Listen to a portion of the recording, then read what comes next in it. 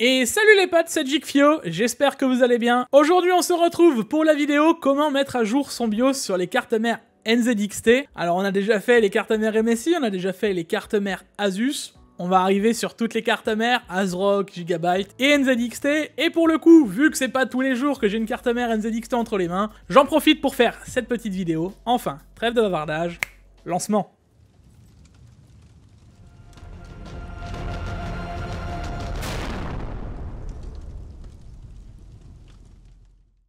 Et nous revoilà les potes. Alors comme d'habitude, si ce petit tuto t'a servi, n'hésite pas à lâcher un petit commentaire et à dire bah ouais ça m'a servi, merci Jig, etc. C'est toujours un plus et ça permet surtout aux autres qui vont checker le tuto, vous savez qu'on voit plus les dislikes, etc. De se dire ok le tuto est safe et c'est toujours un plus. Et puis bien sûr si tu découvres ma chaîne, à venir t'abonner, etc. etc. C'est toujours un plus et ça fait toujours très plaisir. Bon d'abord on va commencer par un petit disclaimer avant d'attaquer la première étape. Le disclaimer c'est pourquoi faire une mise à jour BIOS. Alors, j'avais fait une vidéo au tout début de ma chaîne. D'ailleurs, si tu vas la voir, je te la mets en petit i là quelque part. Ouais, j'étais pas très à l'aise. Et salut les potes, c'est Jikfio, j'espère que vous allez bien. On va se retrouver aujourd'hui donc pour un petit tutoriel. Bref, dans tous les cas, c'est toujours valable et encore plus maintenant. Souvent, vous cherchez à faire des mises à jour BIOS. Maintenant, pour tout ce qui est DDR5, etc., ça évolue assez vite. Et souvent, quand on va faire une mise à jour pour la carte mère, avec l'ajout des QVL, les QVL, c'est la mémoire qui est gérée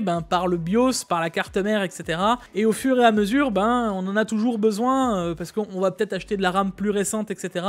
Et ça, c'est à l'heure actuelle le principal atout d'une BIOS. A l'inverse, à l'heure où je tourne cette vidéo, on est passé des 12e aux 13e générations d'Intel. Ça peut être intéressant avec une carte mère par exemple B660 ou Z690 de faire la BIOS pour pouvoir accepter un 13e génération ou sur un AMD, enfin bref. Dans tous les cas, voilà, la mise à jour BIOS, faites quand même attention à aller voir ma vidéo de prévention, c'est vraiment important parce qu'une mise à jour BIOS, ça peut être dangereux. Quand je dis dangereux, je me comprends, mais on peut quand même briquer sa carte mère. Quand je dis briquer, ça veut dire que s'il se passe quelque chose pendant la mise à jour BIOS, je sais pas, une coupure de courant, quelqu'un débranche votre PC, l'éteint ou quelque chose comme ça, on risque de bloquer la carte mère et vous risquez de perdre le BIOS et de tuer la carte mère. Alors bien entendu, ça peut se régler avec un flashback BIOS. De temps en temps, certaines cartes mères à l'arrière ont un bouton sans CPU, sans quoi que ce soit, on peut flasher la carte mère et réinjecter le BIOS, mais on va quand même éviter ce genre de désagrément, donc faites bien attention à aller voir ma vidéo de mise en garde. Bon les amis, on va commencer par l'étape 1, et l'étape 1 elle est assez facile,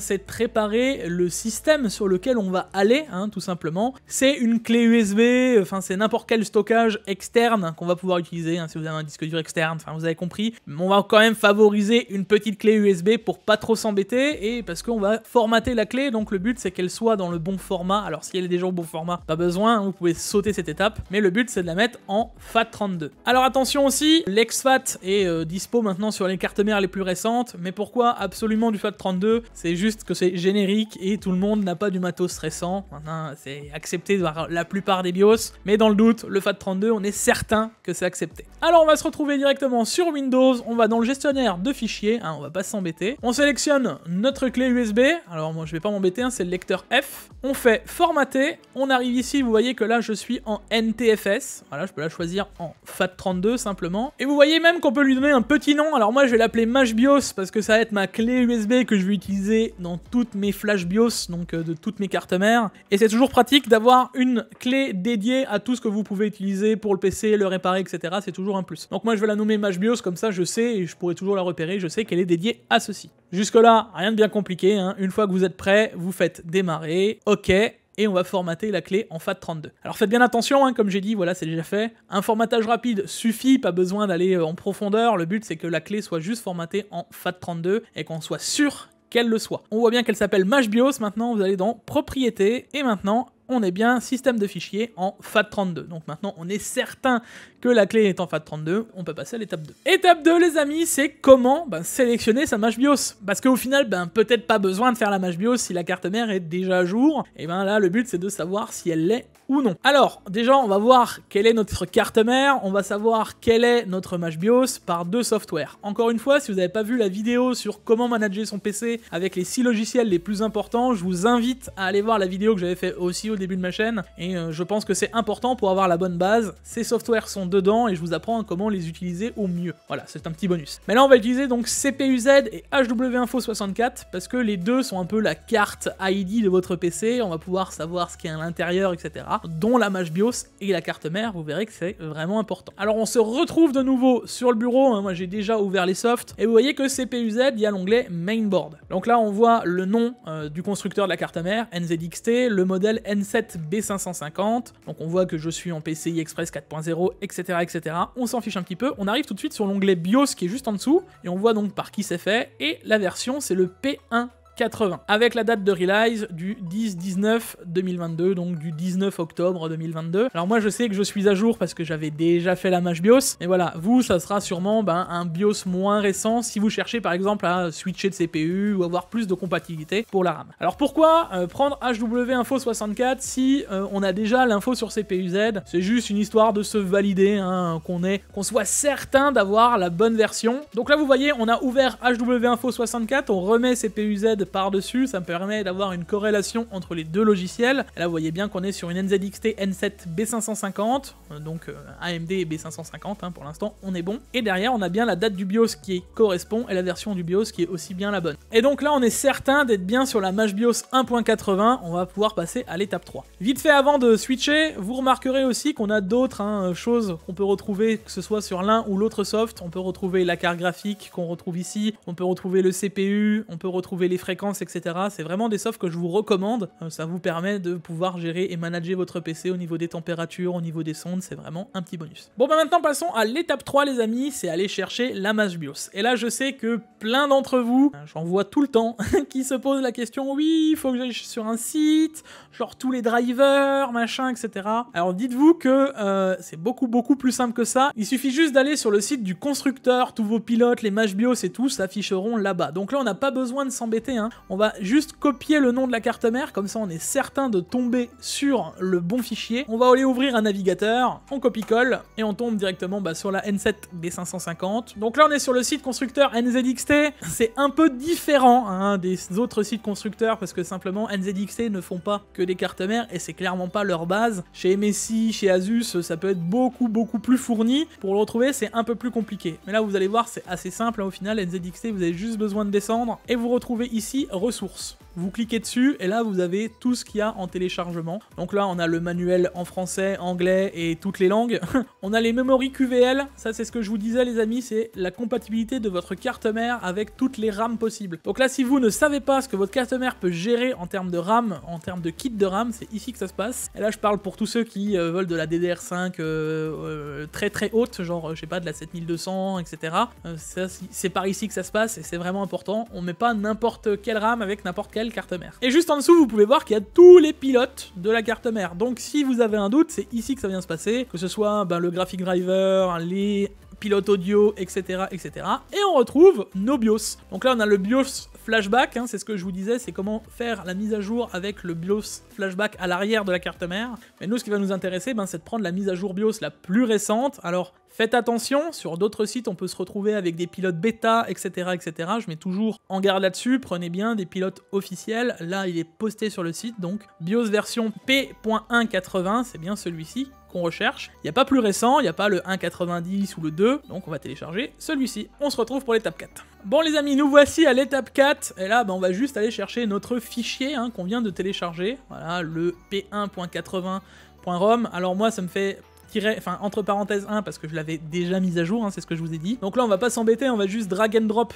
dans notre mâche BIOS, hop, voilà, le fichier a été copié, on va l'extraire ici, extraire tout, extraire, on attend que le fichier soit extrait. Donc là maintenant vous voyez que dans notre mâche BIOS on a bien les deux fichiers, moi je les laisse toujours, ça permet d'être certain d'avoir le fichier des IP et ZIP, voilà, comme ça au moins si on a un doute un jour, on a les deux. On n'a plus qu'à passer maintenant à l'étape qui va faire peur à tout le monde, c'est comment aller dans le BIOS. Alors ça, c'est une étape intermédiaire, mais on va la laisser dans celle-ci. Vous savez qu'il y a plusieurs manières d'aller dans le BIOS. Il y en a une que tout le monde connaît, les overclockers connaissent, c'est vous redémarrez, et là vous spammez votre touche del ou supprimer. Vous la spammez comme pas possible. Mais il y a aussi une autre technique, et là c'est une technique que beaucoup moins de monde connaît. Vous allez dans Windows, redémarrer et vous maintenez la touche Shift. Et là, en maintenant la touche Shift, on va aller dans le menu de boot finalement de Windows et on va pouvoir avoir l'écran bleu des fois que vous avez, si vous avez des problèmes avec, je sais pas, un pilote ou vous avez des problèmes d'écran bleu, etc. Des fois, on peut retomber sur ce panneau de pilotage où on va voir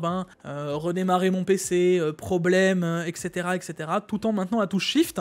Et on va pouvoir demander à Windows de redémarrer directement dans le BIOS. Donc là, vous allez dans Dépannage, Options avancées, et là vous faites changer les paramètres du microprogramme UEFI, et on va directement se retrouver dans le BIOS, vous n'avez plus rien à faire. Redémarrer bien sûr, et on se retrouve dans le BIOS. Bon, nous y voilà, on est dans le BIOS. Alors, je vous l'accorde, les BIOS NZXT sont pas incroyables en termes de design. On a vu beaucoup plus poussé en termes de design, c'est très clair. Bon alors là dans le main, en plus ils sont assez sobres là-dessus, hein, ça va bien avec les CM. Vous remarquerez que on voit juste la mémoire, alors moi on voit que j'ai l'XMP, on voit que j'ai tout d'actif, et là on retrouve notre BIOS version. Alors forcément vu que je suis en 1.80, c'est facile, on retrouve le nom du CPU, la fréquence et le microcode. Voilà, maintenant, nous, ce qui va nous intéresser, c'est de le mettre à jour. Alors, bien entendu, je tiens à préciser, ça c'est vraiment important, quand vous faites votre mise à jour BIOS, vous allez reset complètement le BIOS. Vu que vous allez le supprimer, tout ce qui est les paramétrages d'overclocking, ce que vous avez pu paramétrer pour le boot, je sais pas, vous avez peut-être plusieurs Windows, plusieurs SSD de boot, etc.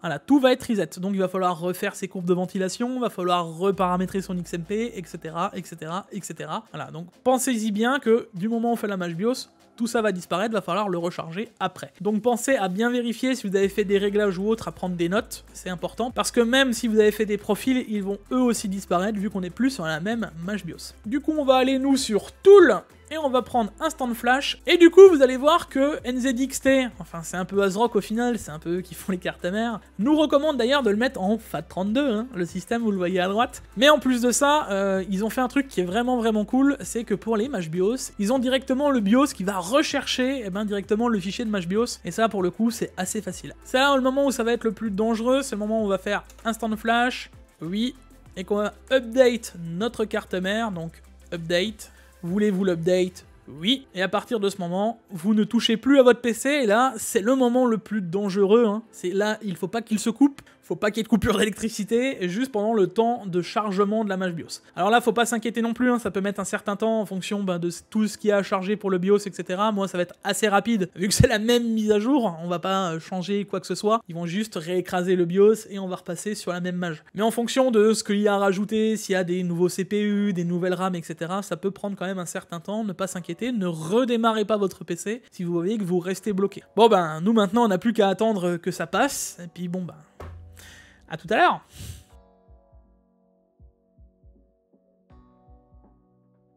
Et voici les amis, on a flashé le BIOS, maintenant il n'y a plus qu'à appuyer sur OK.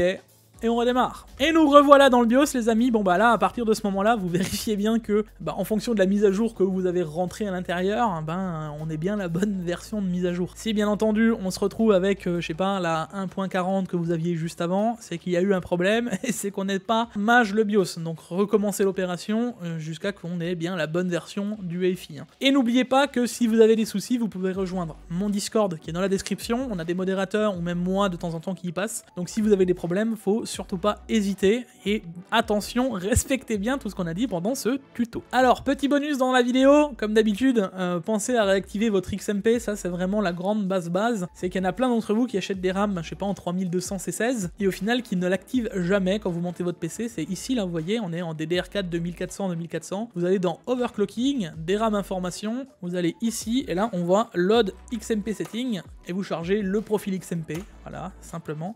F10, yes, et on est reparti pour reboot sur Windows. Et la fin du tuto est arrivée. Bon et nous revoilà sous Windows. Là moi sans surprise, hein, j'ai bien la bonne version puisque je l'avais déjà mise à jour. Encore une fois, vous pouvez vérifier avec CPU-Z ou HWInfo64 que vous avez bien la bonne mise à jour. Et aussi pour l'XMP dans Memory, hein, donc on est toujours divisé par 2, moi j'ai du 3200 C16. Donc là à peu près, hein, j'ai pas le bon bus speed, je suis pas à 100 tout pile, mais normalement je devrais être à 3200 C16. Donc on a bien tout fait. Et du coup le tuto prend fin ici, vous avez réussi à flasher votre carte mère NZXT. C'était pas si compliqué, non?